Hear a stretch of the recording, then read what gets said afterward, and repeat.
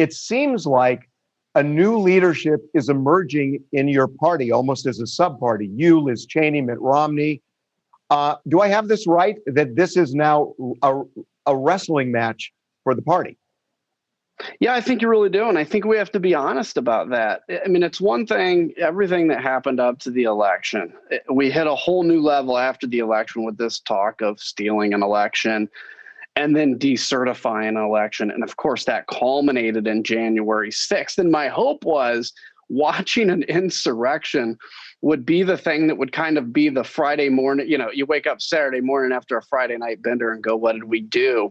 And it seems like we instead turned to the Bloody Mary to kind of, help alleviate our pain instead of having to deal with the reality of where we are. And I think that's why I launched countryfirst.com with a one, is just, there's a lot of people that have been reaching out to me saying, I'm not a Trump Republican. I'm concerned I'm going to leave the party.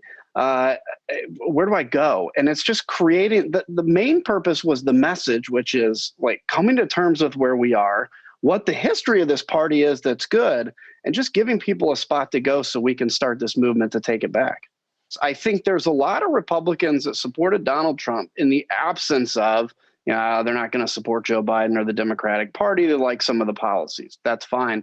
And the question now is, he's out of office, right? We know all about QAnon. When I called out QAnon a year ago, people said, oh, you shouldn't give them attention. I said, it's already too late, I think. And so let's take this moment and say, okay, what has happened? Let's get away from the emotion of the election. And I'm presenting the different vision, which is, let's do this together. Let's go into an optimistic future together. Remember our history. And look, if the party is under the stranglehold of Donald Trump, and this is where we are in 6 months or a year, people like me may not have a home in this party. And I'm at peace with doing everything I've done, because I'm not in this for Adam to be famous or some powerful leader. It's just, I feel passionate about it, and I'm at peace with what I've been saying and doing. I know it's early, but if it were necessary to wrestle back control of the Republican Party, would you be interested in running for president in 4 years? Look, it's not something I've thought about, but I will say I've never even imagined I'd be here, doing what I initially thought was just going to be a video telling the truth. It kind of turned into this movement.